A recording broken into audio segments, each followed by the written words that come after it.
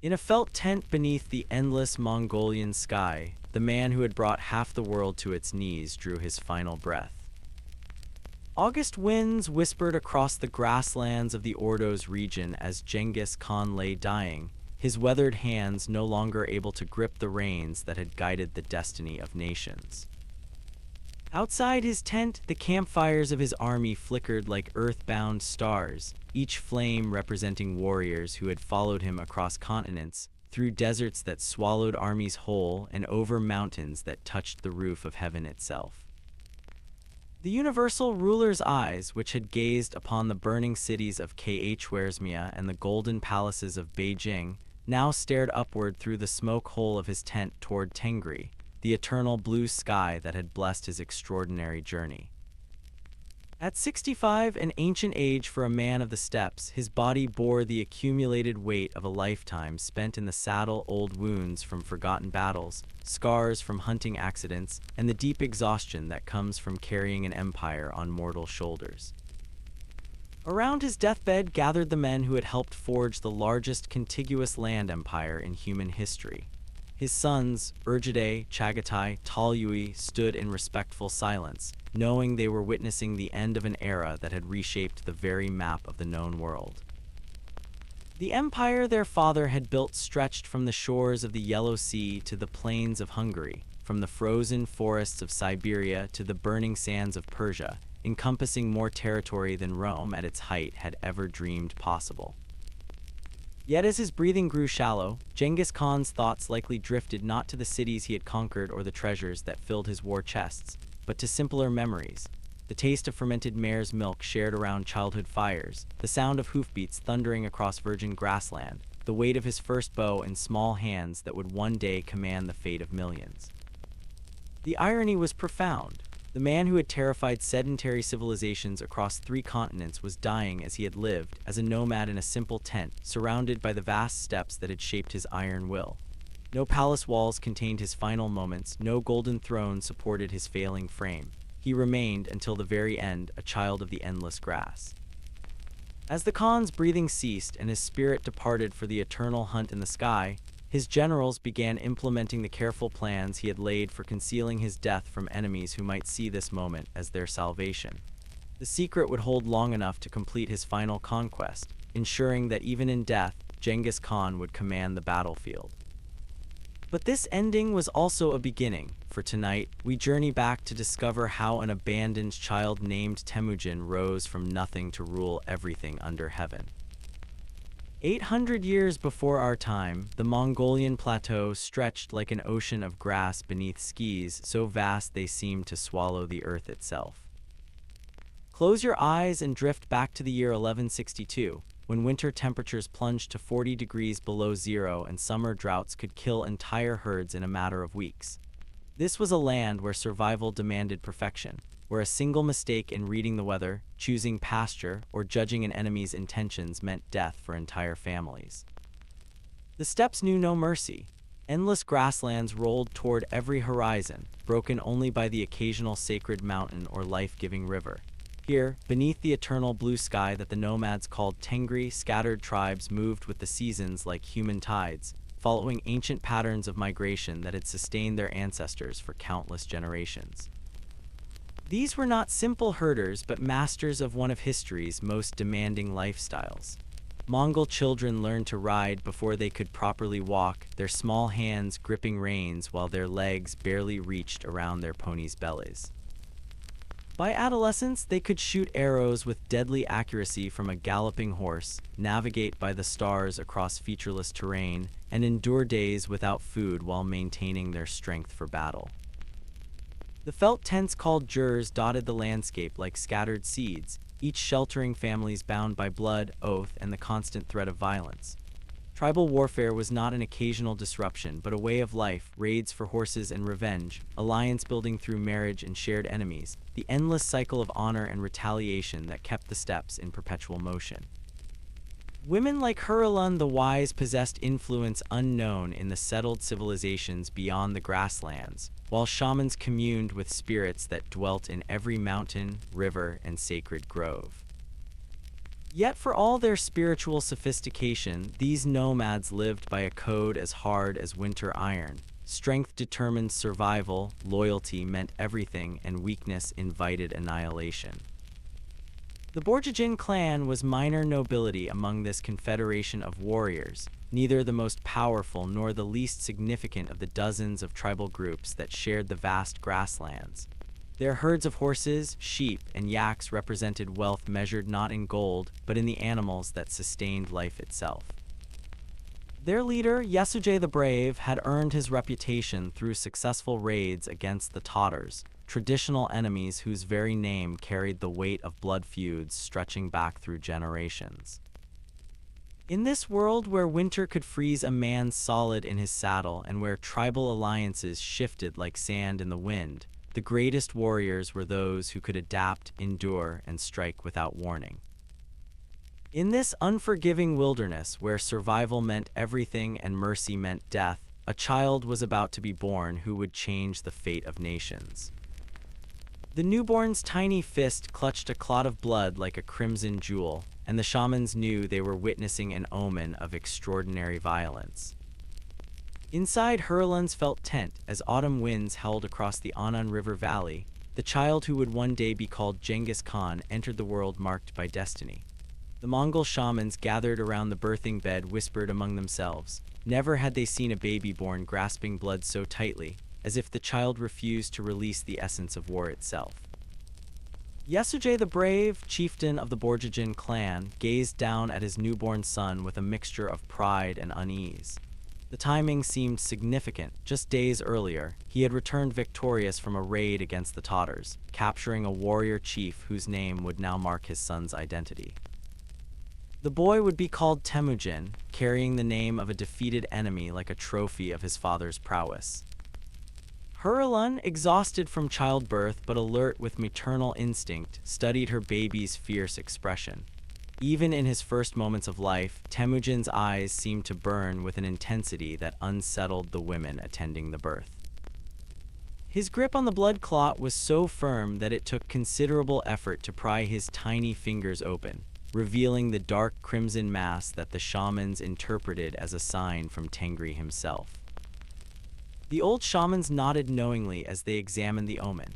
In their ancient tradition, blood in a newborn's grasp foretold a life of conquest and carnage on an unprecedented scale. This child, they declared, would spill more blood than any warrior in the clan's memory. Rivers would run red at his command, and the earth itself would tremble beneath the hoofbeats of his armies. Yet omens, the wise women knew, could be double-edged gifts from the spirits. Great power often came wrapped in great suffering, and children marked by destiny rarely enjoyed peaceful lives. The same forces that promised future glory might first demand terrible trials, abandonment, betrayal, and struggles that would either forge an unbreakable spirit or destroy it entirely. As the birth celebration continued into the night, with fermented mare's milk flowing freely and warriors toasting the arrival of another potential fighter for the clan, none could imagine the extraordinary journey that lay ahead. The blood clot had been carefully preserved by the shamans, wrapped in silk and blessed with protective chants, a tangible reminder of the prophecy that had marked this child from his very first breath. Outside the tent, the eternal blue sky stretched endlessly above the grasslands, indifferent to human ambitions yet somehow connected to the destiny of the small boy who had just taken his first breath beneath its vast expanse. This child of prophecy would soon discover that omens of greatness often come wrapped in unimaginable suffering. 9-year-old Temujin had no idea that the horseback journey with his father would be their last together. The autumn of 1171 found Yasujay the Brave riding across the steppes with his eldest son, their horses' breath forming clouds in the crisp morning air as they traveled toward the lands of the Angjarat tribe. The purpose of their journey was as old as the grasslands themselves, to arrange the boy's betrothal to Bert, daughter of Day Sechin, an arrangement that would strengthen clan alliances and secure Temujin's future. The Angjarat welcomed them with the elaborate hospitality demanded by steppe custom. Fermented mare's milk flowed freely as the tribal elders examined young Temujin with calculating eyes, measuring his potential as a future son-in-law. The boy impressed them with his straight-backed posture, his keen intelligence, and the unmistakable bearing of a born leader, even at such a tender age. Bert herself was barely 8, but already showed the grace and strength that would make her a worthy companion for a future chieftain. The betrothal negotiations proceeded smoothly, with both fathers agreeing that the children showed promise for a strong union. According to ancient Mongol tradition, Yesujay would leave his son with the bride's family to be raised alongside his future wife, learning their customs and proving his worthiness. As Yesujay prepared for the journey home, he embraced Temujin with unusual tenderness, perhaps sensing something ominous in the wind. The boy watched his father mount his horse and ride toward the horizon, unaware that fate was already weaving a trap along the return route. 2 days into his homeward journey, Yesujay encountered a group of Tatars camped near a river crossing. Despite the long-standing blood feud between their peoples, they invited him to share their meal with apparent friendliness. Steppe hospitality was sacred, and refusing food offered in good faith would have been a grave insult. Yesujay dismounted and accepted their invitation, joining them around their fire. The Tatars, however, had recognized their enemy. The meat they offered had been seasoned with a slow-acting poison, designed to kill gradually rather than immediately, allowing the victim to travel far from his murderers before the symptoms appeared. As Yesujay rode away from their camp, thanking them for their hospitality, the poison was already beginning its deadly work. By the time he reached his own territory, violent stomach pains had doubled him over in his saddle. Realizing he had been betrayed, Yesujay summoned his most trusted companion, Munglik, and with his dying breath commanded him to ride immediately to the Angjarat and bring Temujin home before enemy tribes learned of his death. With their protector dead, the family faced a truth more terrifying than any enemy. They were now completely alone. The vultures circling overhead knew what Temujin's own clansmen refused to acknowledge, that Yesujay's family was already dead. When Munglik arrived at the Angjarat camp with news of the chieftain's poisoning, 10-year-old Temujin felt the world shift beneath his feet like ice breaking on a spring river. The hurried journey home through autumn grasslands gave him time to understand what his father's death truly meant, not just personal loss, but the complete destruction of everything his family had known. The Taichiad elders were waiting when they reached the tribal grounds, their faces set with the cold calculation of men who had already made their decision. Targutai, their leader, spoke the words that would echo through Temujin's memory forever. The deepest water dries up, the brightest stone crumbles. When the master dies, the servants scatter like drifting smoke. With brutal efficiency, they began dividing Yesujay's possessions among themselves. The precious herds of horses that represented the family's wealth were driven away while Huralun stood helpless, clutching her youngest children. The felt tents, cooking pots, weapons, and even the sacred family totems, everything that had defined their place in the world, was systematically stripped away. "We will not be led by a child," Targutai declared, his words cutting through Huralun's desperate pleas for mercy. "Find your own way, widow. The Taichiad follow strength, not memories." As the clan departed for their winter pastures, taking their herds and abandoning the family on the windswept grasslands, Huralun's fury burned brighter than any campfire. This remarkable woman, who had once commanded respect as a chieftain's wife, now faced the impossible task of keeping 5 children alive in a landscape that showed no mercy to the weak. The family retreated to the banks of the Annan River, where they constructed a crude shelter from salvaged felt and driftwood. Huralun taught her children to dig for wild onions and lily bulbs, to catch fish in their bare hands, and to hunt marmots with makeshift snares. They sewed clothing from the pelts of field mice, each tiny skin carefully preserved against the coming winter. Temujin learned to move silently through the riverside marshes, spearing fish and tracking small game with the patience of a born predator. His younger brothers followed his lead, understanding instinctively that their survival depended on perfect cooperation and shared sacrifice. When they found food, no matter how meager, it was divided equally among all family members. Through the long winter nights, as they huddled together for warmth in their makeshift shelter, Huralun repeated the same lesson over and over. Together you can withstand any enemy, but a single arrow is easily broken. Remember this when you are tempted to quarrel among yourselves. But abandonment would teach the future Khan a lesson more valuable than any inheritance. that power built on blood loyalty could never be broken. The arrow that killed Begter flew straight and true, but its real target was the last remnant of Temujin's childhood innocence. 2 years had passed since the family's abandonment, and the struggle for survival had sharpened every edge of their existence. 13-year-old Temujin had grown lean and hard, his eyes carrying the watchful intensity of a predator who knew that hesitation meant death. When he and his younger brother Kassar returned from their morning hunt along the Anan River, they carried their precious catch, a gleaming fish speared in the shallows and a lark brought down with a perfectly aimed stone. But Begter, Temujin's older half-brother born to Yesujay's second wife, had other ideas. With the casual cruelty of an adolescent testing his dominance, he seized both prizes, claiming the rights of the eldest son. This was not mere childhood squabbling. In their desperate circumstances, every morsel of food meant the difference between strength and weakness, between life and slow starvation. "You forget yourself," Temujin said quietly, his voice carrying a coldness that made Kassar step back involuntarily. The two half-brothers had been rivals since birth, products of different mothers competing for their father's favor, but poverty had transformed their sibling rivalry into something far more dangerous. Begter laughed dismissively, already turning away with his stolen meal. He never saw Temujin knock an arrow to his crude bow, never realized that the desperate boy behind him had crossed a line from which there could be no return. The shaft took him between the shoulder blades, and Kassar's arrow followed a heartbeat later.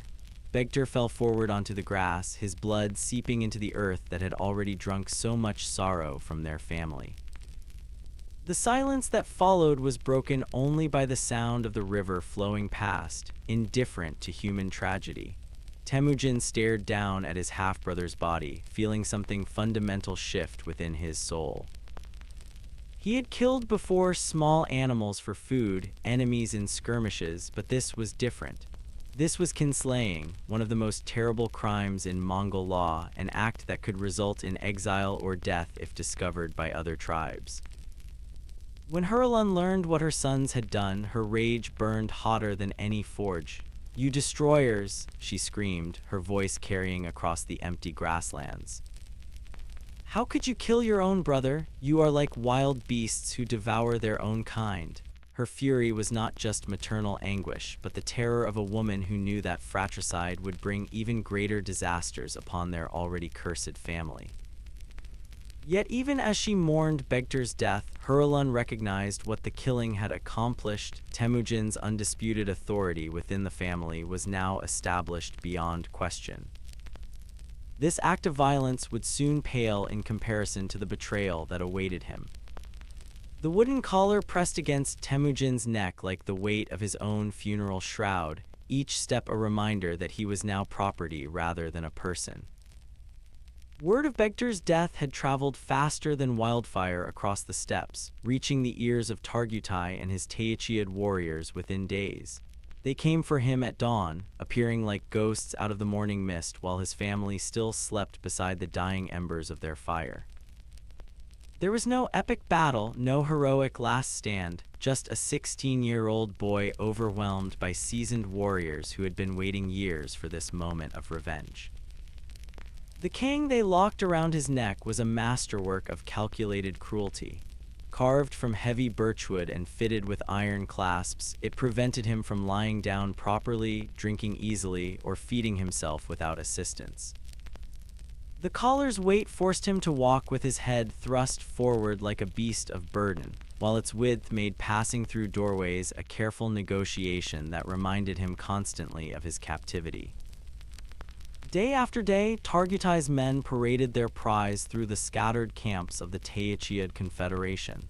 At each yurt, curious families emerged to stare at the son of Yesujay the Brave, now reduced to a spectacle for their entertainment. Children threw pebbles at him while their mothers whispered about the blood Clot omen, and wondered aloud whether this pathetic figure could truly be the child of prophecy the shamans had spoken of. The physical torment was nothing compared to the psychological warfare. His captors delighted in describing the fate that awaited him. how they would keep him as a slave until he grew strong enough for proper execution, how his family would starve without his hunting skills, how the name of Yesuje would be forgotten like winter snow melting in spring. They fed him scraps like a dog and forced him to sleep in the open, exposed to wind and rain. Yet through every humiliation, Temujin's mind remained sharp and calculating. He studied his guards' routines, memorized the layout of each camp, and noted which warriors grew careless with drink during evening celebrations. His captivity was teaching him lessons that no amount of freedom could have provided: patience, endurance, and the cold art of waiting for the perfect moment to strike. As summer deepened into the season of festivals, the Taoiseach prepared for their annual celebration of the full moon. Humus flowed freely, wrestling matches drew crowds, and even the most disciplined guards began to relax their vigilance. Temujin watched and waited, his muscles coiled beneath the wooden collar like a hunting cat preparing to spring. One guard's moment of mercy would change the course of history and create a debt the future emperor would never forget. The sound of splintering wood echoed across the Annan River as Temujin smashed his wooden collar against a jagged boulder with desperate fury. The Taoiseach celebration was reaching its peak when he made his move. Fermented mare's milk had flowed freely throughout the evening, and even his most vigilant guards had succumbed to the festival's intoxicating rhythm. Wrestling matches drew crowds away from the prisoners' area, while musicians and storytellers commanded attention around the central fires. In the shifting shadows between flickering flames, no one noticed the captive slip away into the darkness. Finding a suitable rock took precious minutes, each second increasing the risk of discovery. The collar had been cunningly crafted, but its makers had never anticipated the desperate strength of a young man fighting for his life. Temujin positioned the wooden yoke carefully and brought it down with all his force, feeling the satisfying crack as the heavy timber split along its grain. The damaged collar fell away in pieces, and for the first time in months he could move his head freely. The relief was overwhelming, but there was no time to savor it. Already, shouts were rising from the camp as his absence was discovered. Torches began moving in organized search patterns, and he could hear Targutai's voice bellowing orders to his warriors. Temujin ran toward the river, his bare feet finding purchase on the familiar ground. The Annan's waters were ice-cold even in summer, fed by mountain streams that never fully warmed.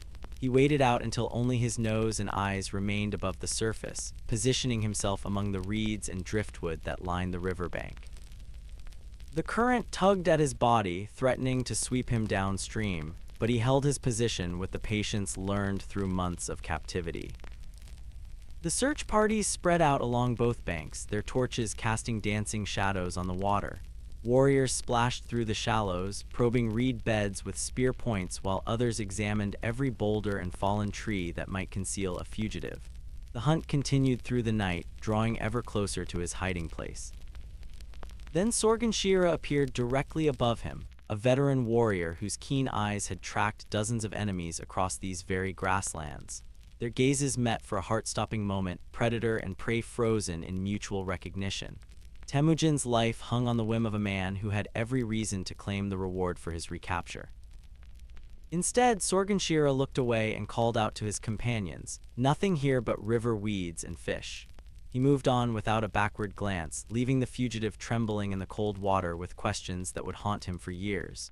Why had an enemy warrior chosen mercy over duty? What had he seen in that brief moment of eye contact? Freedom had been won, but the greatest test of his young life was approaching, one that would forge the man who would unite the tribes. The wedding feast had barely ended when the thunder of hoofbeats shattered the dawn silence, bringing terror to what should have been the happiest day of Temujin's young life.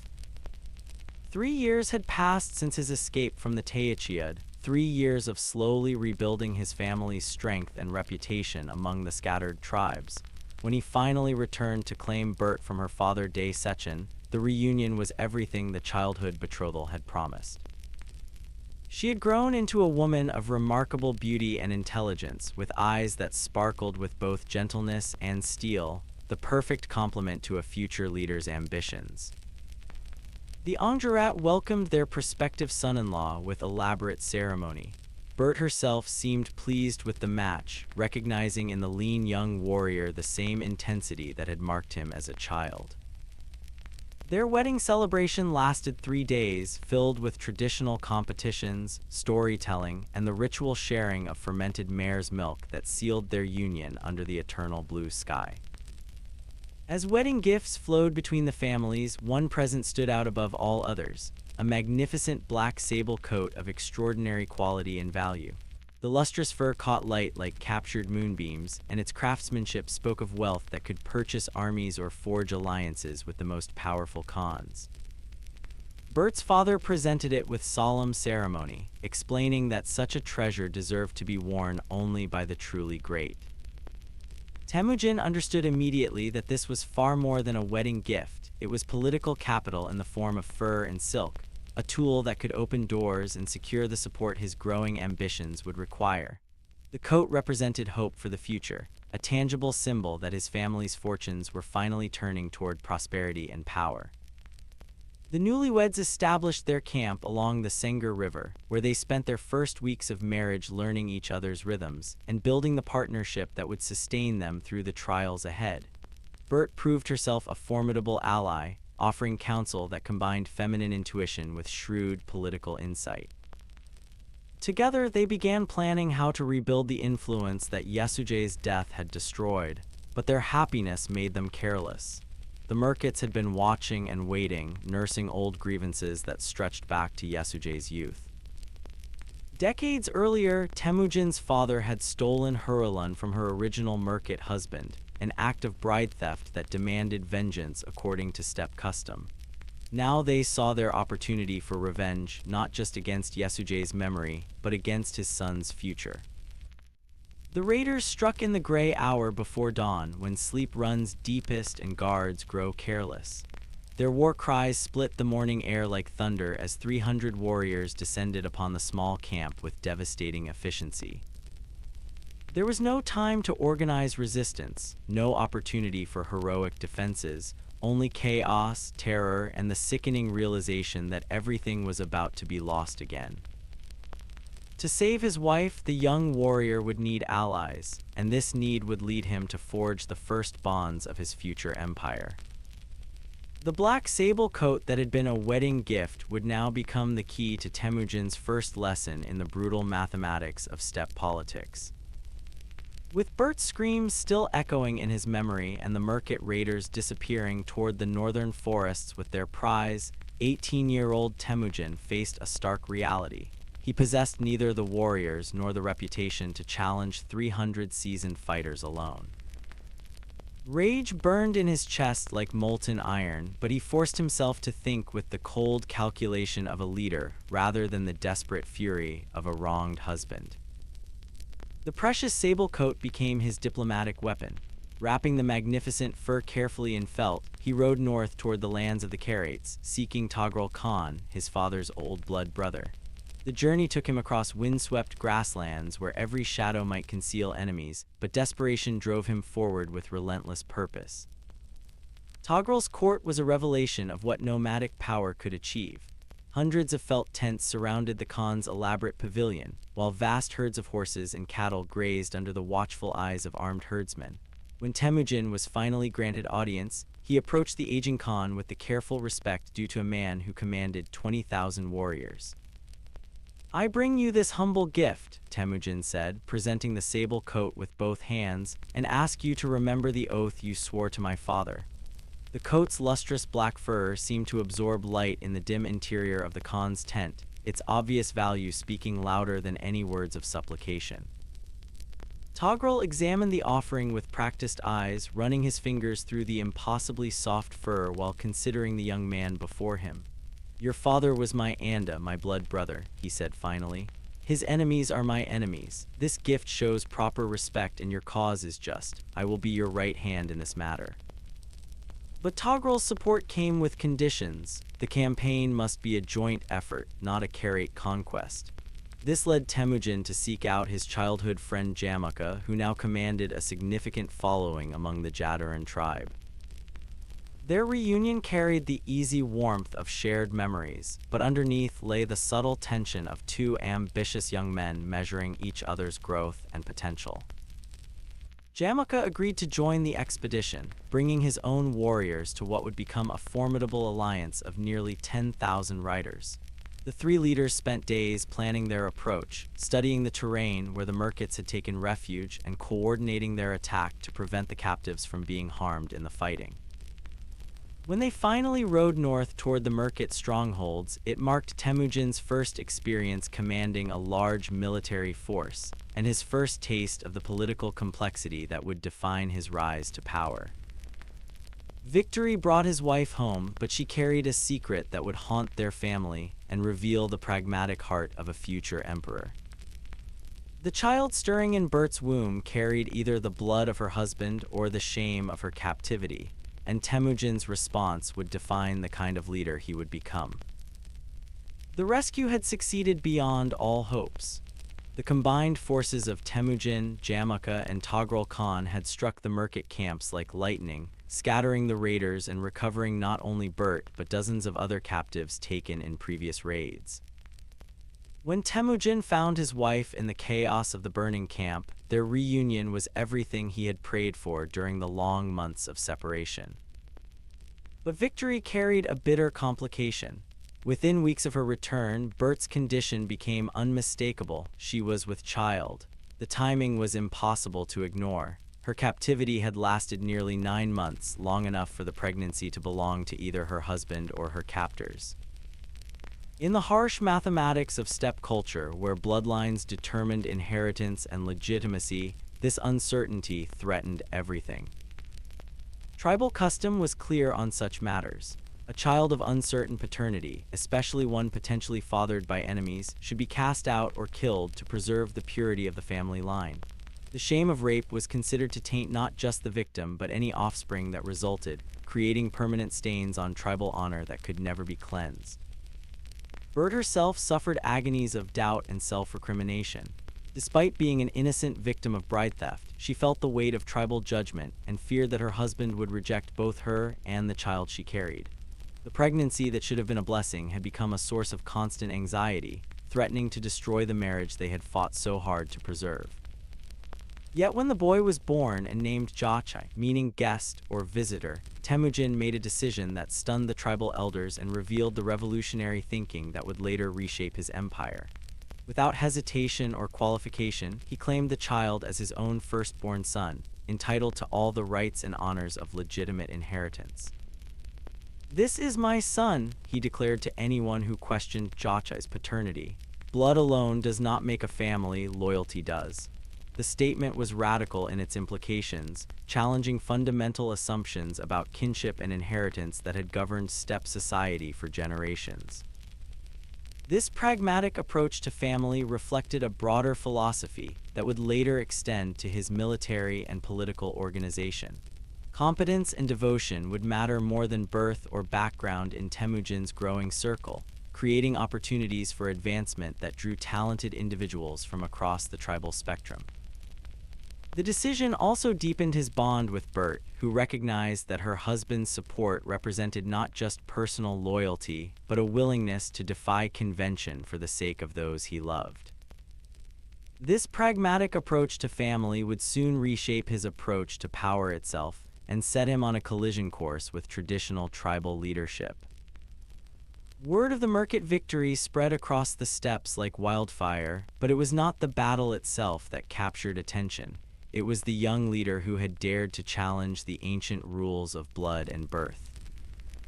In the months following Bert's rescue, Temujin's modest camp along the Sengar River began to transform into something unprecedented on the grasslands.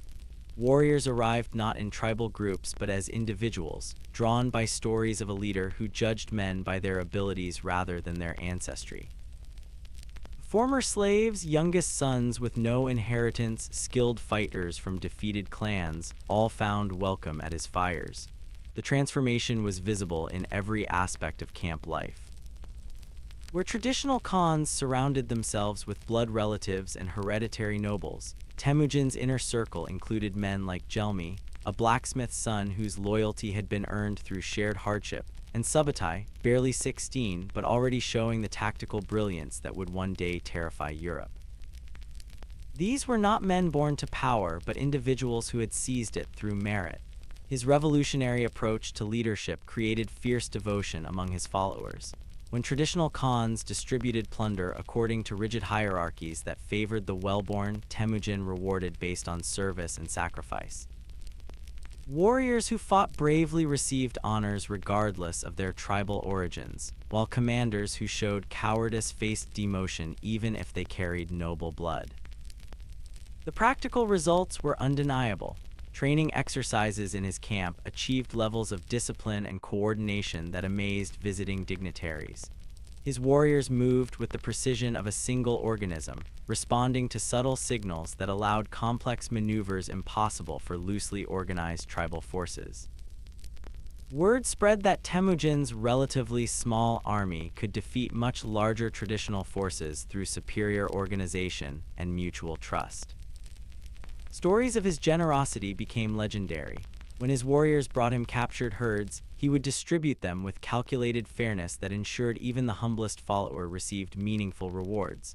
This stood in stark contrast to most Khans, who kept the lion's share for themselves and their relatives while offering mere scraps to common soldiers. The growing camp attracted attention from established powers who recognized both opportunity and threat in this new phenomenon. Tribal leaders began choosing sides, some offering alliance while others whispered that Temujin's innovations threatened the natural order that had governed the steppes since time immemorial.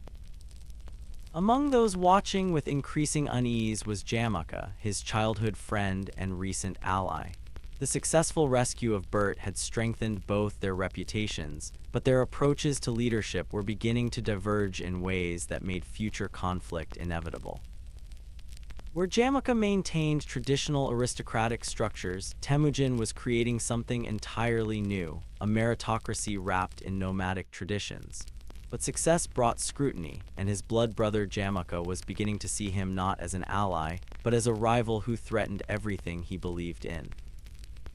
The campfire that had once warmed two blood brothers now cast shadows that fell between them like an unbridgeable chasm. The break came suddenly, as these things often do, over a matter that seemed trivial but revealed fundamental differences that had been growing for months. During a joint hunting expedition in the autumn of 1181, Jamaka's younger brother Tachar attempted to steal horses from Temujin's herd, not an uncommon occurrence among the tribes, but one that demanded response to maintain respect and authority. When Temujin's warriors caught the thief, they killed him according to ancient custom, as was their right under steppe law. But Jamaka's reaction revealed how far apart the two friends had grown. Rather than accepting the justified punishment, he flew into a rage that seemed to encompass not just his brother's death, but months of accumulated resentment toward his childhood companion's rising influence. "You forget yourself, Temujin," Jamaka snarled, his hand resting on his sword hilt. "We are equals, sworn brothers, yet you act as if you are my superior. Your followers whisper that you are destined for greatness, but I see only a man who has forgotten his place." The confrontation that followed laid bare the philosophical divide that had been growing between them. Jamaka represented the old way, leadership through noble birth, respect for traditional hierarchies, and the belief that blood determined worth. His followers were primarily aristocrats and established clan leaders who saw Temujin's meritocracy as a dangerous threat to their inherited privileges. Temujin, his voice calm but his eyes burning with controlled fury, spoke words that would echo across the steppes. "I judge men by their deeds, not their grandfathers. Loyalty earned is stronger than loyalty inherited. This you call forgetting my place, I call it remembering what truly matters." The final break came when both camps made their choices. In a scene that would be remembered in tribal songs for generations, the warriors of both leaders were forced to declare their loyalties publicly. Some followed blood and tradition with Jamaka, while others chose the promise of advancement through merit with Temujin. The moment of separation was profound in its finality. As the two groups prepared to part ways, Jamaka spoke the words that formalized their enmity. "The The sky is wide enough for only one sun. When we meet again, it will be as enemies. His supporters proclaimed him Gur Khan, the universal ruler, a direct challenge to Temujin's growing authority. Temujin's response was characteristically measured but no less threatening. "So be it. Let the eternal blue sky judge between us." Though he did not immediately claim a rival title, his followers understood that war was now inevitable. As the camps separated in the gathering darkness, both men knew they had crossed a threshold from which there could be no return. Personal grievance had become political conflict, and the steppes would soon run red with the blood of former friends. What began as a dispute between friends would become a war that would determine not just who ruled the Mongols, but what kind of ruler they would accept. For nearly 2 decades, the Mongolian steppes became a chessboard where two master players moved armies like pieces, each seeking the move that would end their deadly game forever. The war that erupted between Temujin and Jamaka in 1182 was unlike the brief raids and seasonal conflicts that typically marked steppe politics. This was a struggle for the soul of Mongol civilization, fought with a persistence and strategic depth that transformed both leaders from tribal chieftains into generals of continental ambition. The early years belonged to Jamaka. His superior numbers and established alliances allowed him to dominate the battlefield, culminating in his devastating victory at Dalen Baltshut, the Battle of 13 Sides, around 1187. Temujin's forces were scattered like leaves before winter wind, his closest supporters killed or captured, his dreams of unification seemingly crushed beneath his rival's superior strength. But defeat taught lessons that victory never could. Rather than seeking immediate revenge, Temujin withdrew to the Balkhash region, using the time to forge new alliances and refine the military innovations that would eventually tip the balance. He courted Togrul Khan with careful diplomacy, rebuilt his shattered forces through patient recruitment, and developed the discipline that would make his future armies invincible. The conflict ebbed and flowed like seasonal rivers. Jamaka would achieve victories that seemed decisive, only to watch his enemy re-emerge stronger than before.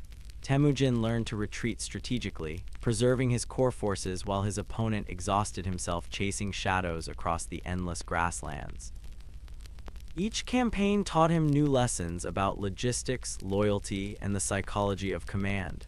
The turning point came when established powers began taking sides. Togrul Khan's support provided Temujin with legitimacy and resources, while Jamaka's increasingly desperate alliances with traditional enemies like the Naimans and Merkits cost him support among moderate tribes who valued stability over ideology. By the 1190s, the character of the war had changed completely. Where Jamaka had once commanded superior numbers, Temujin now attracted followers with promises of advancement and fair treatment. His reputation for keeping promises and rewarding loyalty drew warriors from across the steppes, while his enemy's cause became associated with the dying aristocratic order that many saw as corrupt and ineffective. The final phase of the conflict saw Temujin methodically isolating Jamaka from his remaining allies. Former supporters abandoned the Gur Khan as his position became increasingly untenable, unwilling to face the inevitable destruction that defying Temujin now promised. Each defection weakened Jamaka's position while strengthening his rival's claim to universal leadership. Through 2 decades of warfare, Temujin had evolved from an ambitious young chieftain into a strategic genius whose name carried weight from the Pacific shores to the western reaches of the steppes. By 1206, one man's vision had triumphed, but the cost of victory would demand a final, terrible choice between friendship and destiny. When Jamaka was finally brought before him in chains, Temujin saw not a defeated enemy but the ghost of his own childhood and the weight of what kingship truly cost. The capture had come through betrayal, as these things often did in the final acts of tribal wars. Jamaka's remaining followers, weary of decades of conflict and sensing the inevitable outcome, had bound their leader while he slept and delivered him to Temujin's camp. They expected rewards for their treachery, but their reception revealed how much the future Khan had learned about the true nature of loyalty. Men who betray their own lord will betray any master, Temujin declared coldly, ordering the execution of Jamaka's captors before they could even collect their promised silver. The lesson was clear to all who witnessed it. Loyalty mattered more than expedience, honor more than advantage. When Jamaka was brought into Temujin's felt tent, the two men who had once been closer than brothers studied each other across an impossible divide. 24 years of war had aged them both, carving lines of authority and suffering into faces that had once shared childhood laughter around hurting fires. The tent fell silent except for the whisper of wind through the smoke hole and the distant sound of horses moving in the camp beyond. "My Anda, my blood brother," Temujin said quietly, using the old term of endearment that seemed to bridge the years between them. "This foolishness has gone on long enough. Take your place beside me, and together we will rule the united tribes as we once dreamed when we were boys." Jamaka's laugh was bitter but not without affection. "The sky cannot hold two suns, old friend. You know this as well as I do. You have won fairly, your vision has proven stronger than mine. But do not ask me to live as your subordinate when I was born to rule as your equal." The request that followed was both terrible and touching in its dignity. Jamaka asked for a nobleman's death, execution without the shedding of blood, which would preserve his soul's integrity according to ancient Mongol belief. "Let my bones rest in the earth that knew my footsteps," he said. "Remember me not as an enemy, but as the friend who helped make you what you have become." Temujin granted the request with heavy heart. Jamaka's back was broken quickly and cleanly, a death fitting for a prince. His body was wrapped in finest felt and buried with full honors in a location that would remain secret, protected from desecration by future enemies. As earth covered the grave of his childhood companion, Temujin felt the last connection to his youth disappear forever. The boy who had once shared dreams of conquest was gone, replaced by a man ready to reshape the world. With his greatest rival laid to rest with honor, the path was clear for a ceremony that would shake the world. In the shadow of the sacred mountain Burkhan Khaldan, where shamans claimed the spirits of all ancestors dwelt, 44-year-old Temujin knelt on a felt carpet as the united tribes of Mongolia raised him toward the eternal blue sky. The Kurultai of 1206 was unlike any gathering the steppes had ever witnessed. Representatives from every corner of the Mongol Confederation had traveled for weeks to reach this hallowed ground, bringing with them the accumulated hopes and fears of a people who had never known true unity. Felt tents stretched across the grasslands like a temporary city, while cooking fires sent columns of smoke spiraling upward toward Tengri himself. The ceremony began at dawn with ritual purifications and sacrifices to ensure divine approval. Shamans chanted ancient prayers while sacred drums beat rhythms that seemed to echo the very heartbeat of the earth. As the sun climbed higher, the assembled nobles and warriors formed concentric circles around the ceremonial platform, their voices joining in the traditional songs of their ancestors. When the moment of proclamation arrived, the response thundered across the steppes like summer storm. "Long live Genghis Khan, long live the Oceanic Ruler." The title itself was revolutionary, not merely Khan of this tribe or that clan, but a universal sovereign whose authority would flow like an ocean across all lands. The felt carpet that had supported him was lifted high by dozens of hands, symbolically raising him between earth and sky as the chosen representative of divine will. But Genghis Khan wasted no time on celebration. Even as the cheers echoed across the grasslands, he began implementing the revolutionary changes that would transform this tribal confederation into history's most effective military machine. The Yasa, his great legal code, established uniform laws that overrode traditional tribal customs, creating a single standard of justice for all his subjects. The decimal military system followed immediately, organizing every warrior into units of 10, 100, 1,000, and 10,000. This structure shattered old tribal loyalties, mixing men from different clans into new formations based purely on military efficiency. Promotion would come through merit rather than birth, creating opportunities for advancement that drew the ambitious and talented to his banner. "I have risen from the brown earth to the throne of gold," he declared to the assembled multitude, his voice carrying the absolute conviction that would make his words prophetic. Now I intend to bring the entire world under my hoofbeats. The sky has given me dominion over all peoples from sunrise to sunset. The assembled warriors roared their approval, but the declaration carried weight that went far beyond ceremonial rhetoric. For the first time in their history, the Mongol tribes possessed both the unity and the leadership necessary to challenge the great sedentary civilizations that surrounded them. The unification of the steppes was complete, but for Genghis Khan, this was not an ending. It was merely the first step toward something unprecedented in human history. The army that emerged from the steppes in 1206 was not merely a collection of warriors. It was a precision instrument of conquest designed to devour empires like a locust swarm consumes grain. At its heart lay the horse archer, perhaps the most formidable individual warrior the medieval world would ever know. From birth, these children of the grass learned to ride with the natural grace of centaurs, their small hands gripping reins while their legs barely reached around their ponies' bellies. By adulthood, they could loose arrows with lethal accuracy while galloping at full speed, hit targets at 300 yards, and maneuver with a coordination that infantry-based armies could barely comprehend. The composite bow they wielded was a technological marvel, laminated layers of horn, wood, and sinew that could punch through the finest armor of the age. Each warrior carried multiple bows and up to 300 arrows of various types, including specialized armor-piercing shafts designed to penetrate the heaviest mail. The draw weight of over 160 pounds meant their missiles struck with devastating force, outranging most contemporary weapons by a significant margin. But weaponry alone did not create the revolution. Genghis Khan's true genius lay in organization that transcended traditional tribal structures. The decimal system mixed warriors from different clans into units where old loyalties gave way to new bonds forged in training and combat. A tumen of 10,000 functioned like a single organism, capable of complex maneuvers that required split-second timing across vast distances.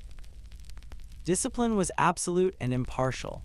Desertion meant death. Failing to retrieve a fallen comrade meant death, but the rewards for loyalty and courage were equally certain. These warriors received larger shares of plunder than soldiers in almost any contemporary army, creating fierce motivation that combined personal gain with collective success. The mobility of this force confounded every enemy they encountered. Where European or Chinese armies moved 10 to 15 miles per day with their cumbersome supply trains, Mongol warriors could cover 60 miles when necessary, each man maintaining a string of fresh mounts. They lived off mare's milk, dried meat, and blood drawn from their horses' veins, a complete logistics system that moved at the speed of cavalry. Psychological warfare elevated terror to an art form with calculated precision. Cities that surrendered immediately were spared, while those that resisted faced systematic annihilation. Survivors were deliberately sent ahead to spread tales of devastation, creating waves of fear that moved faster than the armies themselves. This reputation often secured surrenders without fighting, allowing rapid advances across vast territories. Intelligence gathering completed the system. Merchants, diplomats, and spies collected detailed information about targets long before the first arrow was shot, mapping terrain, assessing defenses, and identifying political divisions that could be exploited. This perfect war machine was about to be tested against the first of the great sedentary civilizations, and the results would terrify the world. The first cities to face Genghis Khan's unified army fell so quickly that their defenders barely had time to understand what was destroying them.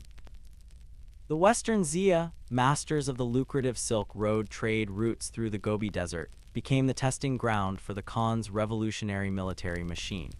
Their Buddhist kingdom controlled vital pathways between China and Central Asia, defended by sophisticated fortifications and armies that had successfully resisted Chinese expansion for generations. They considered themselves safe behind their desert barriers and stone walls, a fatal miscalculation. The Mongol invasion of 1207 unfolded like a masterclass in mobile warfare. Rather than attacking the heavily fortified cities directly, Genghis Khan's forces swept across the countryside, systematically destroying the irrigation systems that sustained Xia agriculture.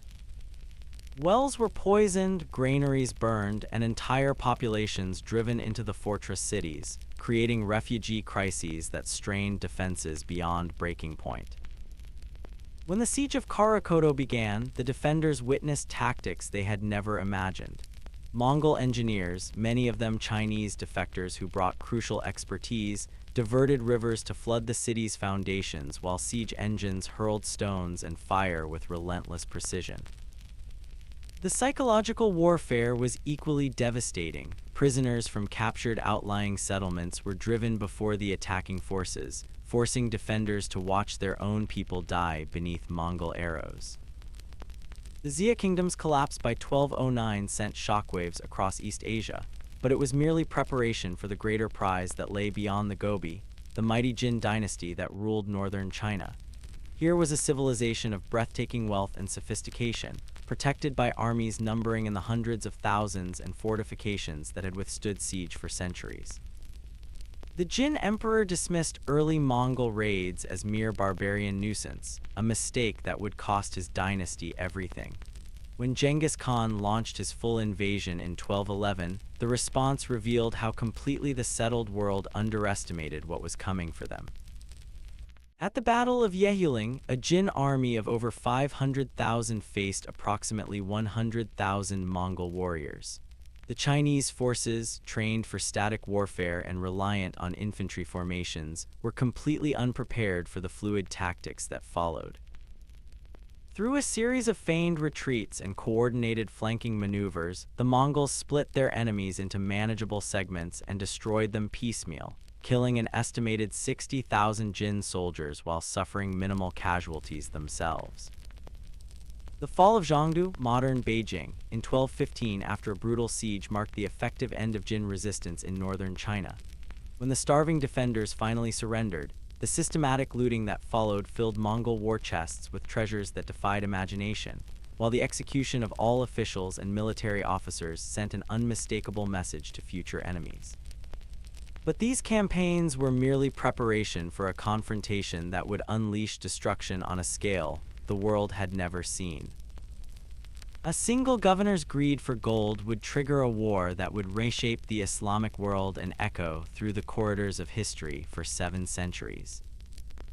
In 1218, as the Jin dynasty crumbled beneath his methodical assault, Genghis Khan turned his attention westward toward the Khwarezmian Empire, a Muslim realm of staggering wealth that stretched from the Caspian Sea to the Persian Gulf. Unlike his previous campaigns driven by territorial ambition, this initial approach carried the olive branch of commerce rather than the sword of conquest. The caravan that departed from Mongol territory represented the Khan's genuine desire for peaceful trade relations.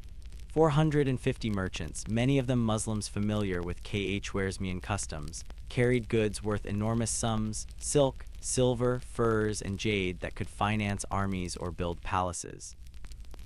With them traveled Genghis Khan's carefully crafted message to Shah Muhammad I am master of the lands of the rising sun, and you rule those of the setting sun.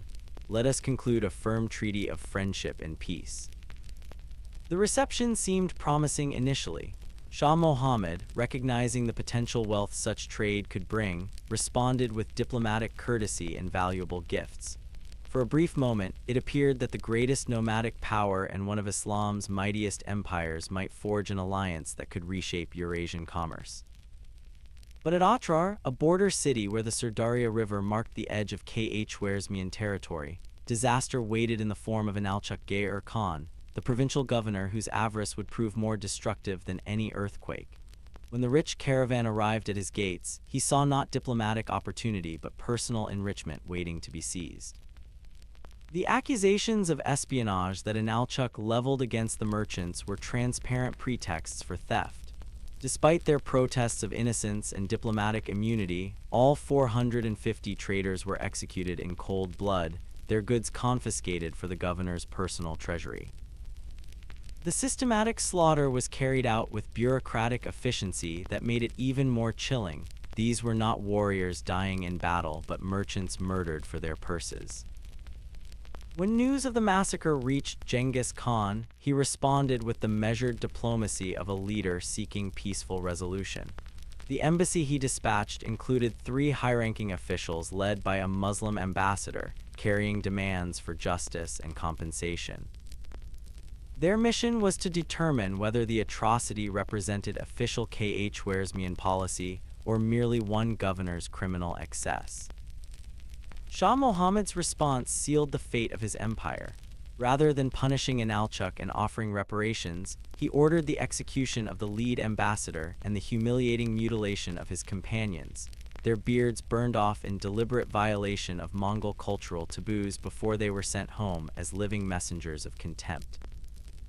The Shah's betrayal had sealed the fate of an entire civilization and awakened a fury that would reshape the Islamic world forever. When the last flames died in the ruins of Urgench, an entire civilization lay buried beneath the ashes, and the very word Mongol had become synonymous with the wrath of God himself.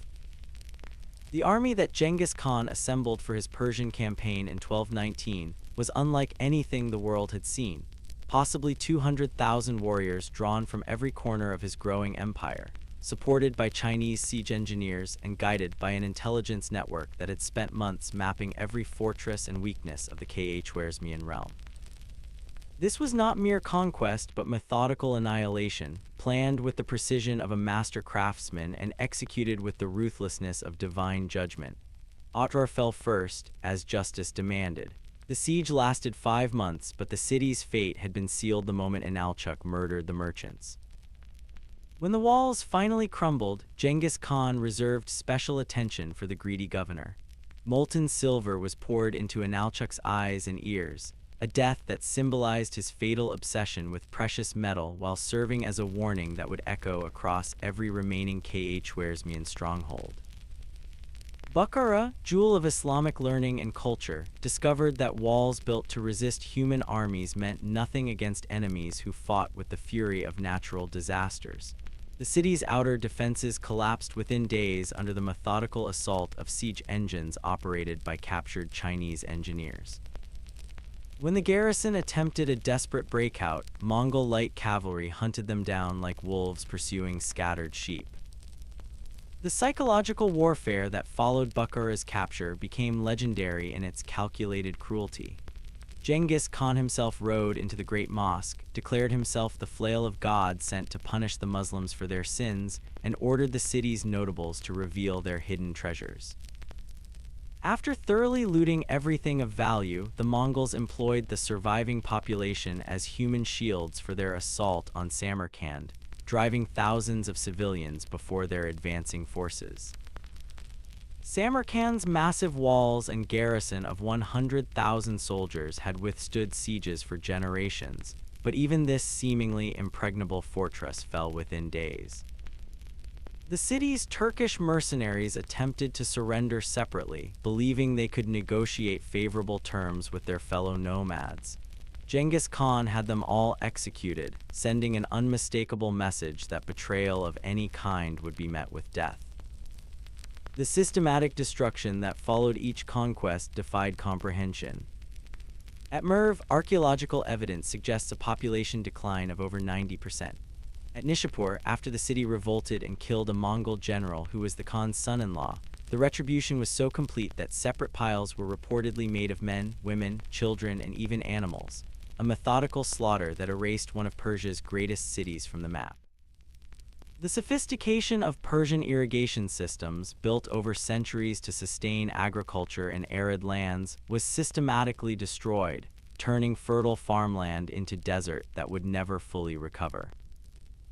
As Persian cities burned, Mongol generals were already riding west on a reconnaissance that would carry their terror to the very borders of Europe. 20,000 Mongol warriors had just completed the most audacious military expedition in human history, a 5,000-mile circular campaign that announced to a terrified world that no distance was too great, no enemy too remote to escape the Khan's vengeance. While Genghis Khan consolidated his Persian conquests, generals Jib the Arrow and Subutai the Valiant had pursued the fleeing Shah Muhammad on what was initially intended as a simple hunt for one defeated ruler.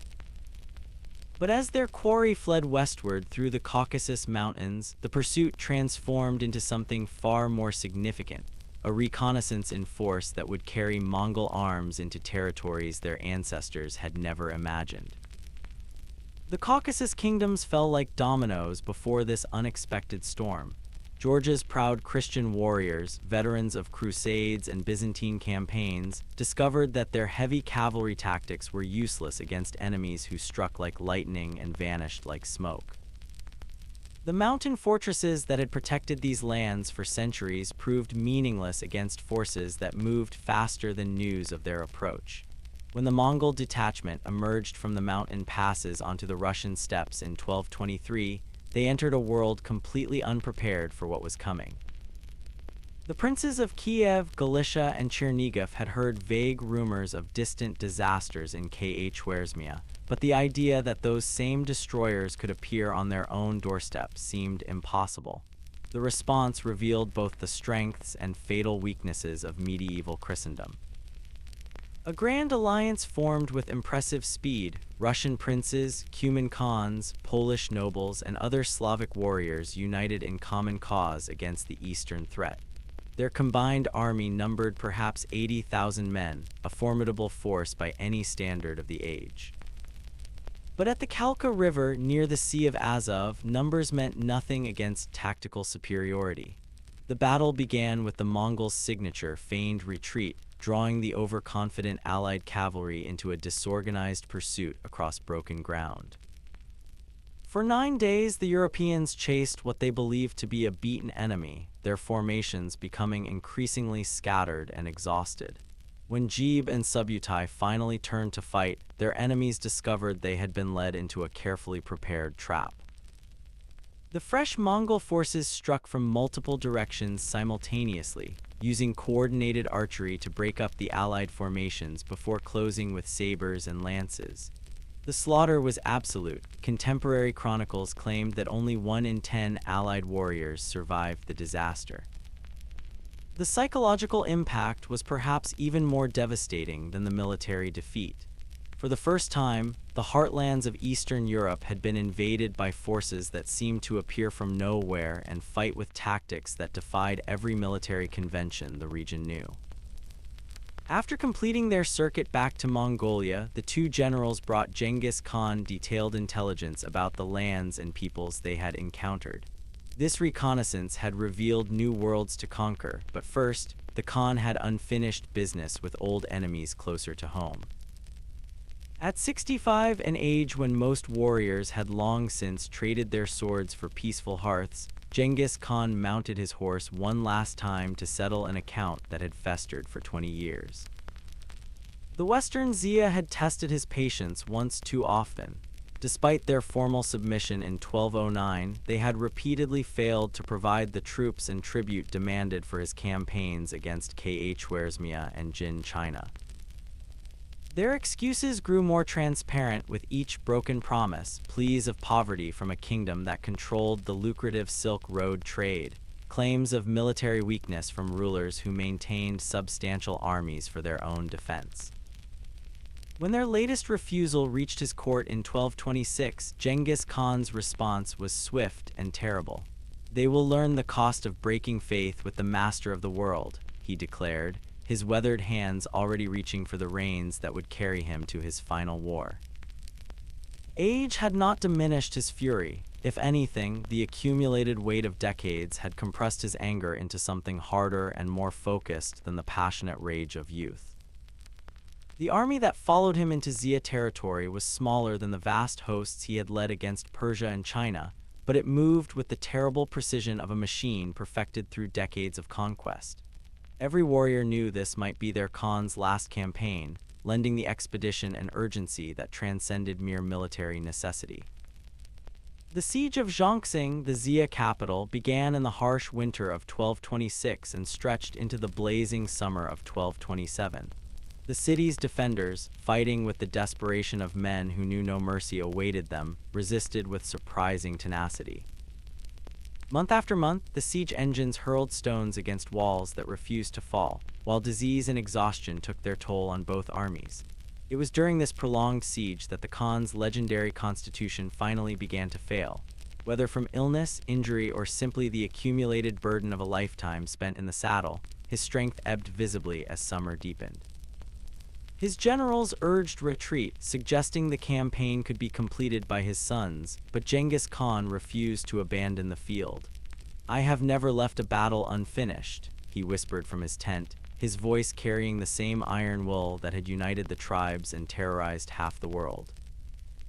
"The Zia will submit or be destroyed, but it will be done while I still draw breath." Even as fever racked his body and old wounds reopened, he continued to direct the siege with the methodical patience that had made him history's greatest conqueror.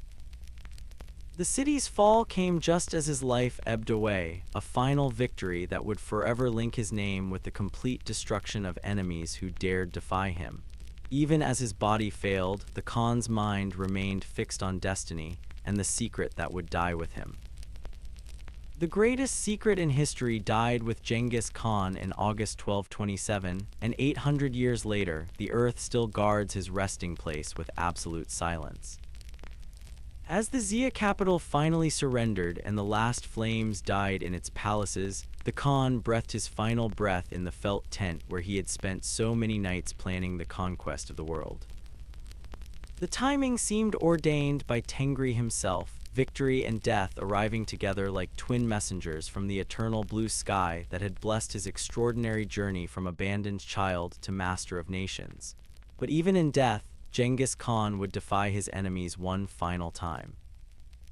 The funeral arrangements that followed were unlike anything in recorded history, shrouded in secrecy that bordered on the supernatural. According to Mongol tradition, his body was wrapped in finest white felt and placed in a simple wooden casket, but what happened next transformed burial into mystery. The funeral cortege that carried his remains back toward the sacred mountain of Burkhan Khaldan moved under cover of darkness and absolute silence.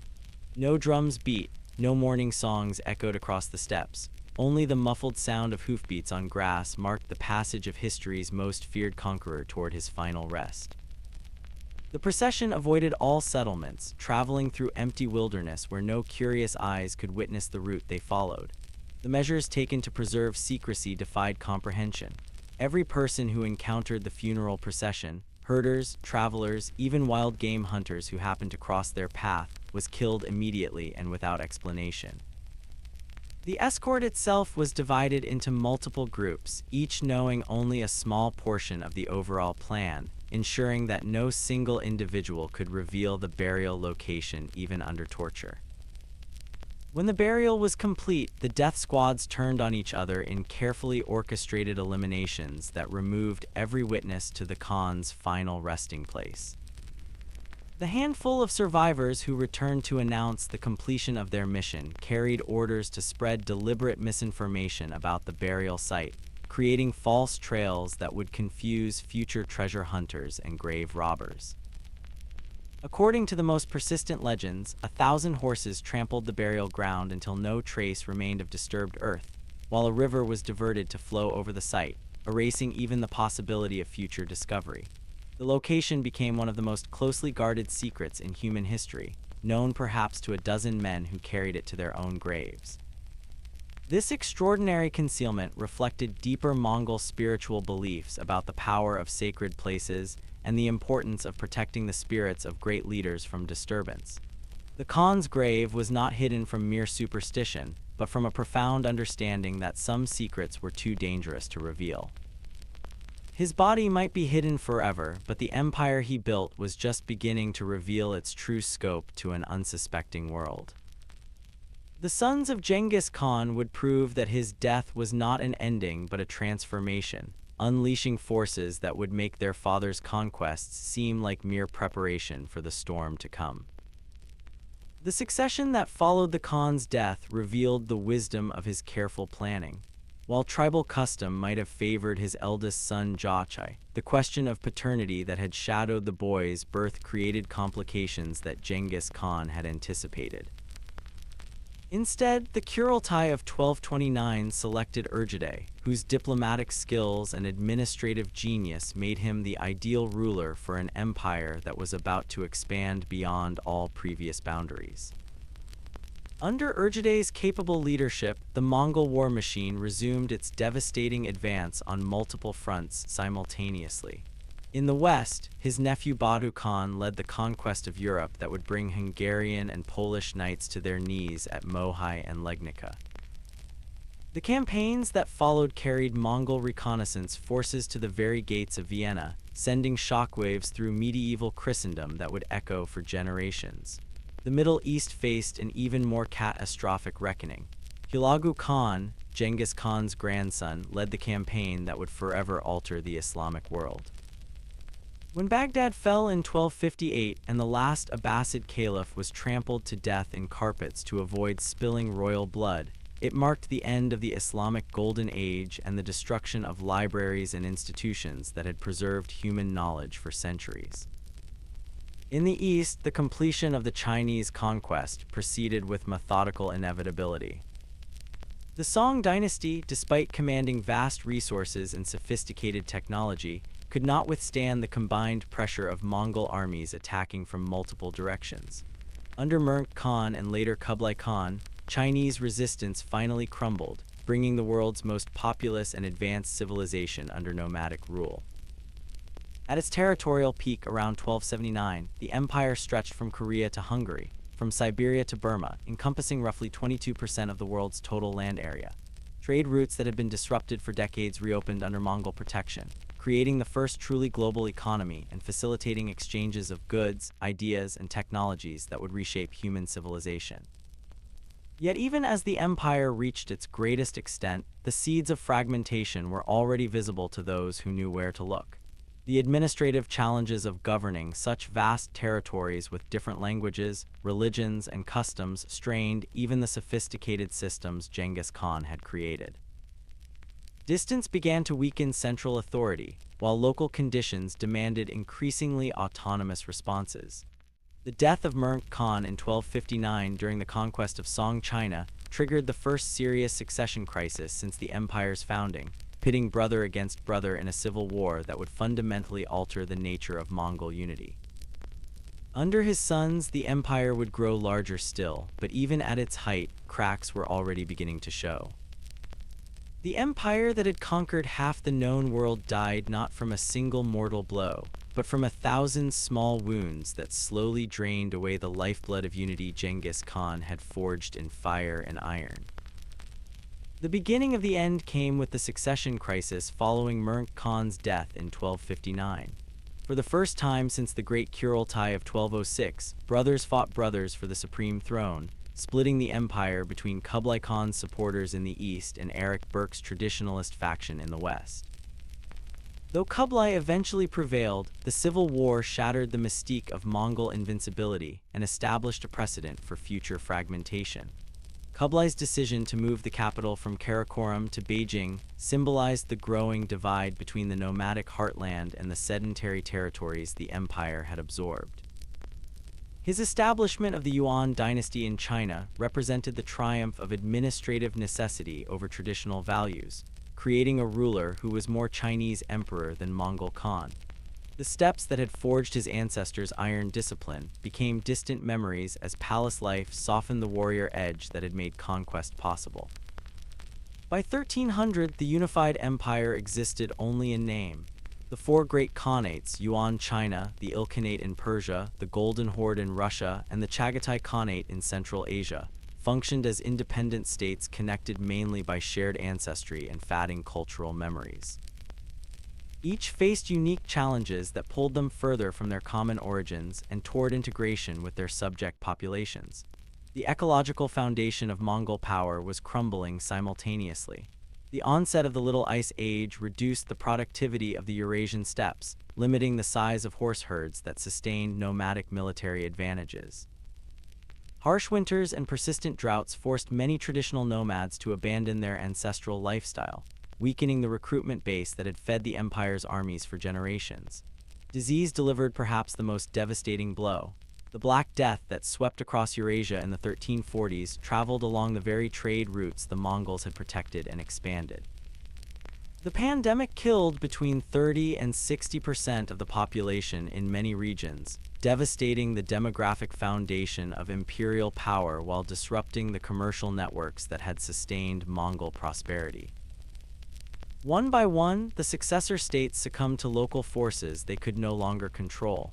The Yuan dynasty fell to Chinese rebels in 1368, driven from Beijing by peasant armies that had learned to counter nomadic tactics. The Ilkhanate fragmented into competing Persian dynasties after 1335. The Golden Horde gradually lost territory to the expanding Russian principalities, while the Chagatai Khanate split into eastern and western halves that pursued increasingly divergent paths. Military innovations that had once favored the steppes now worked against them.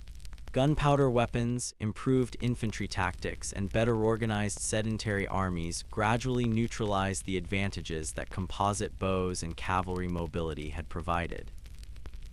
Though his empire crumbled into dust, the man who created it had changed the world in ways that echo down to our very day. 8 centuries after his death, Genghis Khan's blood still flows through the veins of 16 million living descendants, making him quite literally the most successful patriarch in human history. Modern genetic research has revealed the extraordinary biological impact of the Mongol conquests. Scientists studying Y chromosome patterns across Asia discovered a lineage present in roughly 8% of men throughout the former empire's territories, from the Pacific to the Caspian Sea. This star cluster haplotype, dubbed the Genghis Khan effect, represents one of the most dramatic genetic expansions in recorded history, testament to both the scale of conquest and the reproductive opportunities it created for the ruling elite. But DNA tells only part of the story. The world map itself bears the permanent imprint of Mongol rule.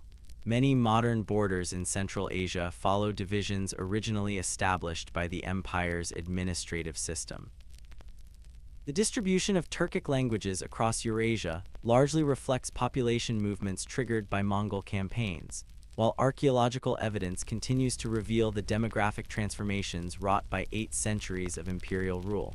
The commercial networks established during the Pax Mongolica laid the foundation for our modern global economy. The trade routes they protected and expanded carried not just silk and spices but revolutionary technologies, paper and printing from China, gunpowder that would transform warfare, mathematical concepts that advanced human knowledge, and crops that altered regional diets permanently. The paper currency they pioneered established principles of monetary policy that still govern international finance. Perhaps most remarkably, the religious tolerance Genghis Khan practiced as policy resonates in our contemporary struggles with pluralism and diversity.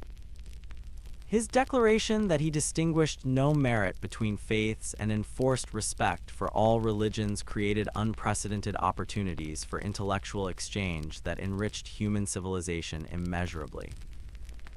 The military innovations developed by Mongol commanders, intelligence gathering, coordinated operations across vast distances, psychological warfare, and merit-based leadership remain fundamental principles of modern military doctrine. Staff colleges around the world still study campaigns fought on the steppes 800 years ago, finding lessons relevant to contemporary conflicts. In Mongolia itself, the Great Khan's memory has experienced a remarkable renaissance. Streets in Ulaanbaatar bear his name, his image appears on everything from currency to vodka bottles, and the new international airport proudly carries his title. For modern Mongolians, he represents not just historical achievement, but proof that their small nation once commanded the respect and fear of half the world.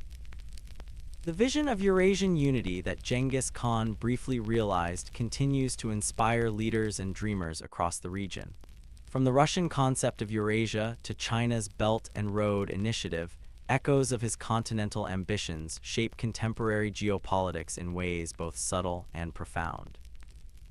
The boy who emerged from poverty clutching a blood clot in his tiny fist ultimately achieved something that still eludes our interconnected world. He created a single political entity spanning diverse cultures, religions, and civilizations while respecting their differences and facilitating their exchange. As you drift toward sleep, remember that the boy born clutching a blood clot on the windswept steppes achieved something that eludes us still. He brought the entire known world under a single banner, proving that even the most impossible dreams can reshape the earth itself.